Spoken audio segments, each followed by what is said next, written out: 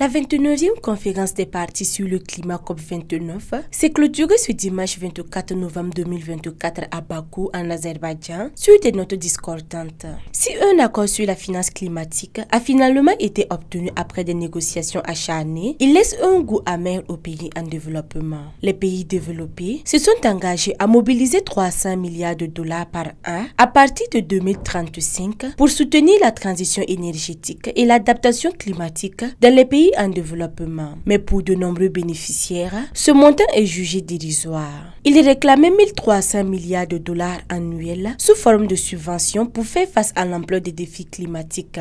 Dans le même temps, un nouveau dispositif permet aux pays riches de financer des projets en Afrique et en Asie sans réduire significativement leurs propres émissions de gaz à effet de serre. Cette mesure est déjà critiquée comme une stratégie de greenwashing. Les résultats de la COP29 reflètent une fracture persistante entre pays développés et en développement, laissant en suspens les espoirs d'une véritable justice climatique.